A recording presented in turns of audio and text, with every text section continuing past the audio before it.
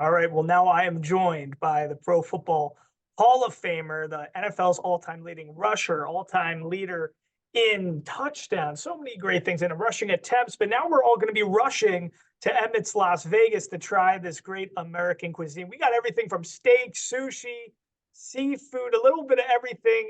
Emmitt Smith, tell me, how does it feel to have your own restaurant, Emmitt's Las Vegas, right in the heart of the strip at Fashion Show Las Vegas?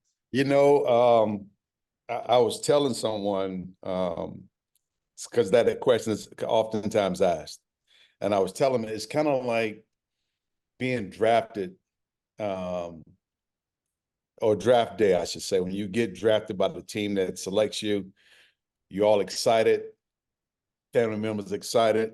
You feel like you have landed a spot with a team that you can call actually home. Some people have the opportunity to play for the teams that they always wanted to play for. Some do not, but they love the fact that they're playing in the National Football League and have a chance to earn a living and make a living. It kind of felt like that, but I also realized and recognized that that was just the honeymoon part of it. Now the real work actually begins.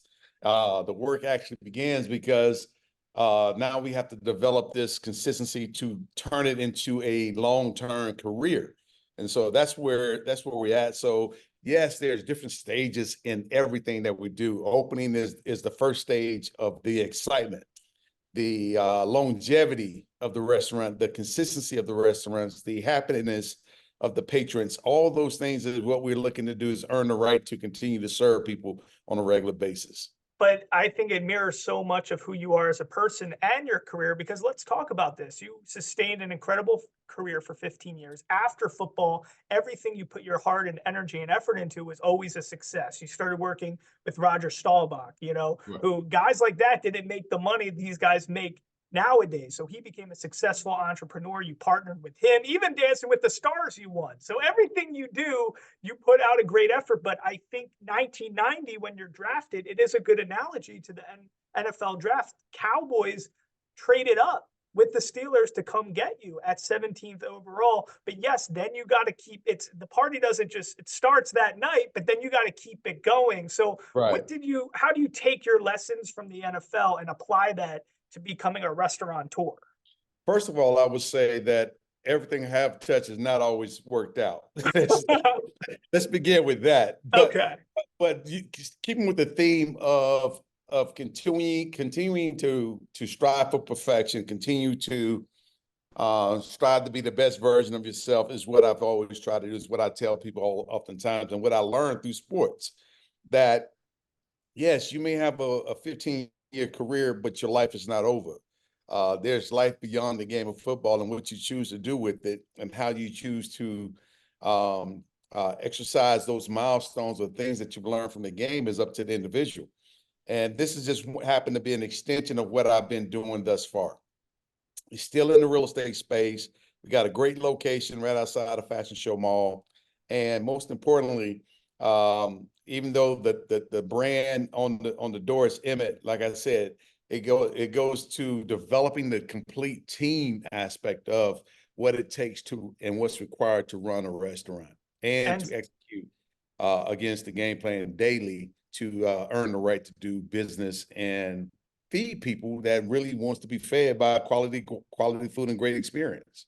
And I'm curious your mentality, because even coming out of high school, when you're going to Gainesville in Florida, people were knocking on you in terms of your speed and, certain types of things, your size. And then even after you're an All-American there and you prove everything you can prove there, then when you're headed to the NFL, more people, they keep saying, I don't know, he looks slow. He doesn't have the same size, the speed, but then you make sure those doubters, you prove them wrong. So when you're entering into a space and when you're doing things that are outside the gridiron where you had so much control, when you face those types of things in the business world, how do you remind yourself? What can you tell other people who listen to this, how to stay mentally strong when those doubts come in from outside noise?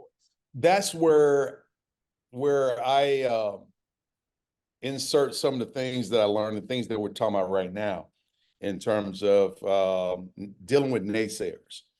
And the one thing about naysayers, they don't really know exactly who you are. They can go back and reflect and understand that this guy or this person may never quit.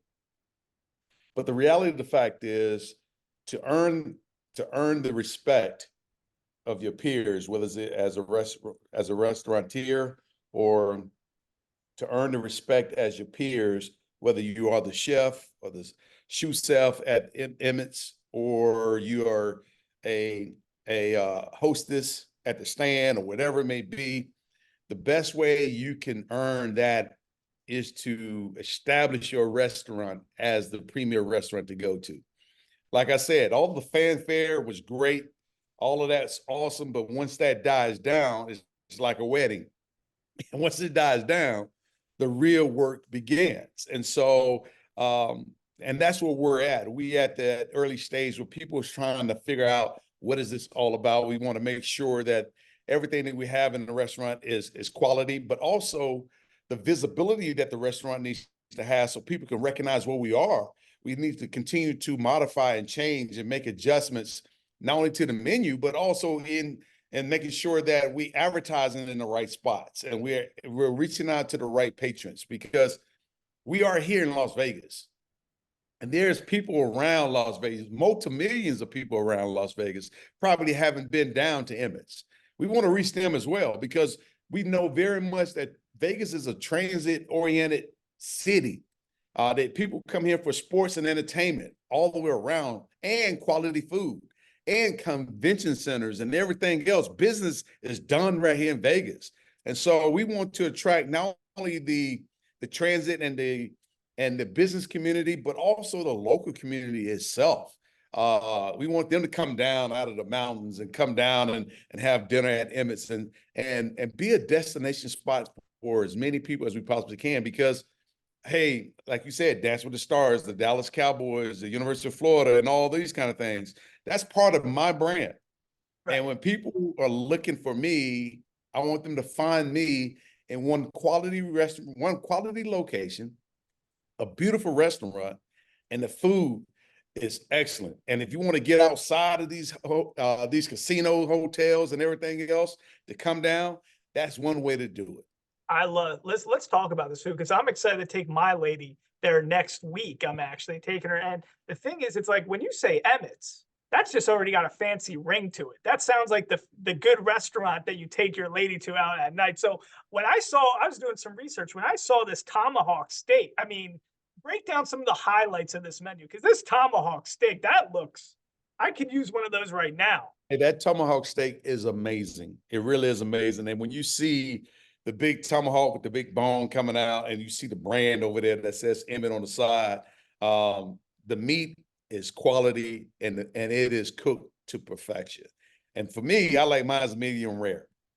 And I do it medium well, but I do it medium. I do mine's mostly medium rare, and and so from that end, that's one thing. The cocktails themselves, I've heard that we make a mean old fashioned, and we make the best old fashioned. When it come down to the some of the bolognese, I heard the bolognese is just as good Yeah. as anyone else, if not better in some cases. I like even Uh, the tuna the tartare. You got sushi, some The stuff like that. kibachi, the Yeah. kibachi is excellent. I mean, oh my gosh, that is crazy. And so there's so many great dishes in Emmett's that you should try. You're gonna have to come back more than one time, and because you're gonna try to eat everything the first setting, you ain't gonna be able to do it. And I don't want you to waste your money. But come to Emmett's a couple times. Take a. Oh, I forgot to tell you that the sea bass is amazing too. Oh, I And love. so Okay, and and even the sushi is unbelievable. So sushi, there's butter cake. I saw butter cake. There's a I haven't lot even going got to on. the butter cake. I haven't even got to the butter cake. The butter cake has become the hottest thing on one of the hottest things on the menu outside of the tomahawk. And so there's so many great quality dishes that you can have. And that's why I say you have to come back more than one time to really experience the menu the way you should experience it, to understand the quality of food that's there, the consistency of the food is there, and the ambiance and the experience is there as well.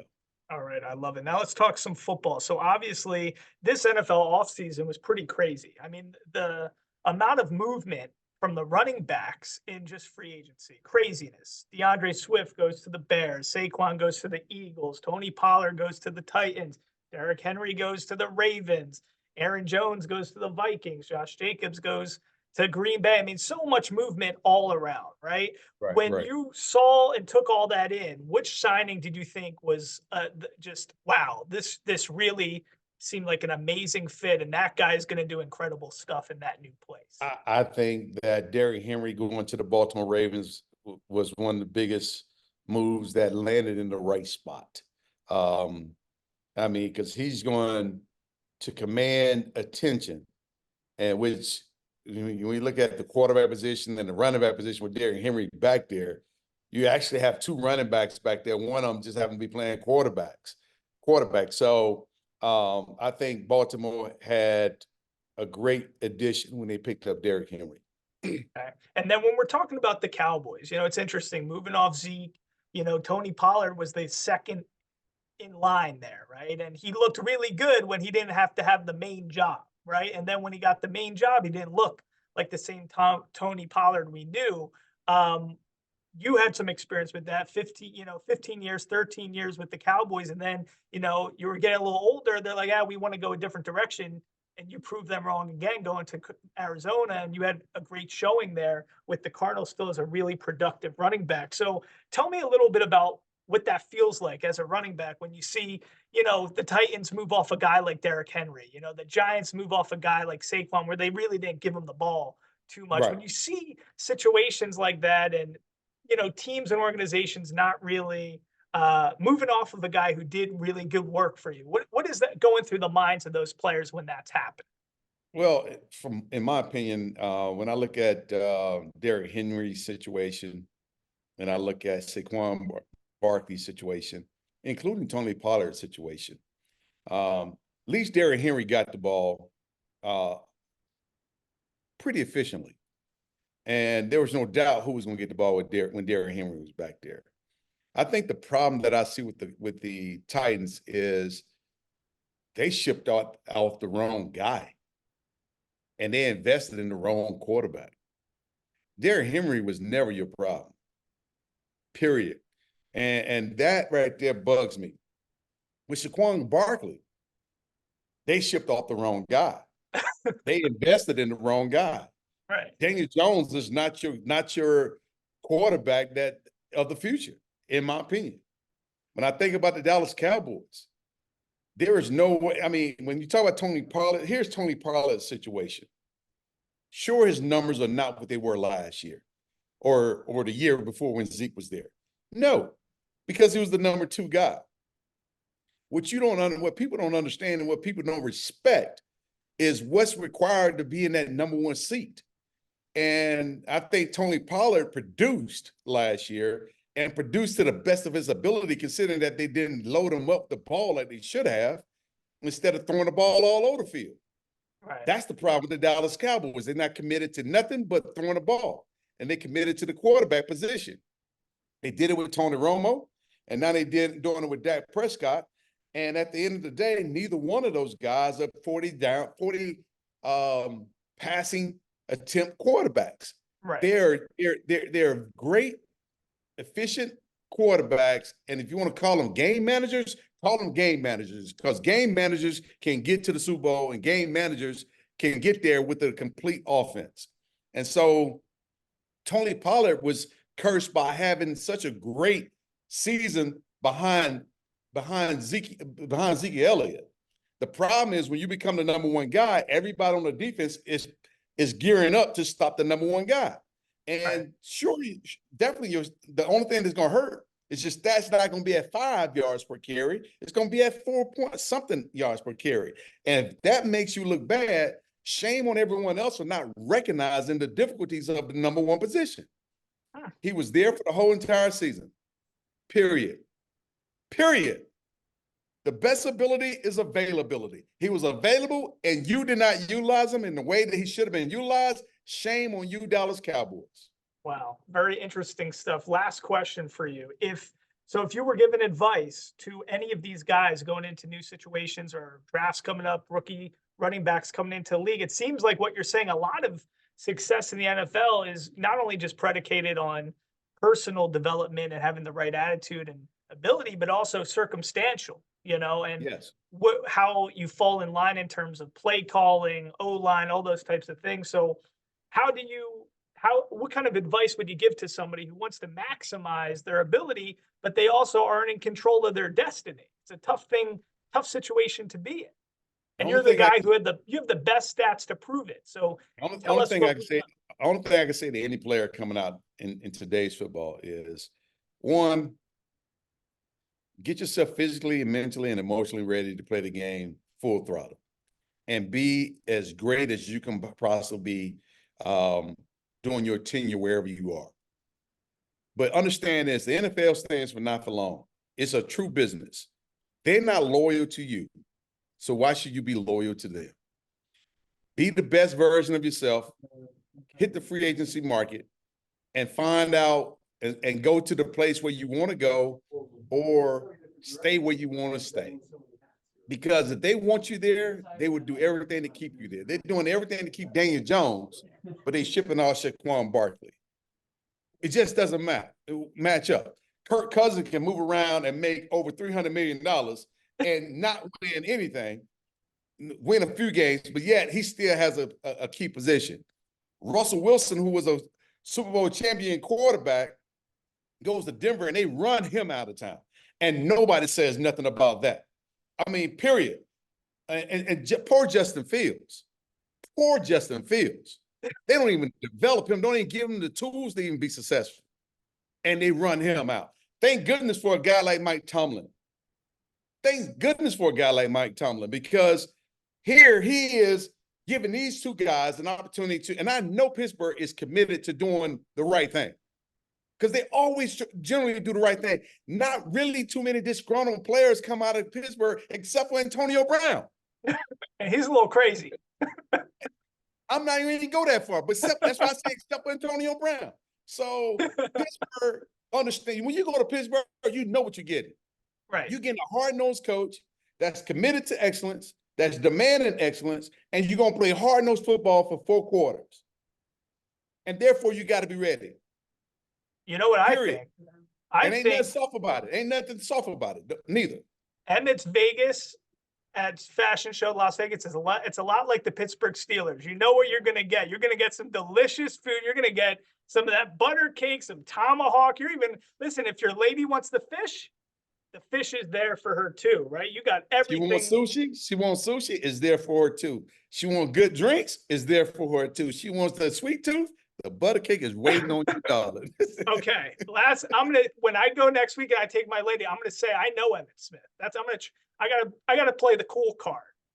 Okay, I'm gonna say that. I'm gonna say I kind of know. Hey, all you gotta do is just put the interview on your phone and just say, "Hey, I was with the man." Okay, there you go. Emmitt Smith, the great Emmitt Smith, Pro Football Hall of Famer, leading rusher, leading NFL TDs as well. Thanks so much for spending time with us. We appreciate it. Go check out Emmitt's Las Vegas. Get the tomahawk. Yes, thank you. Right. Thank you, man. I appreciate it. Take care.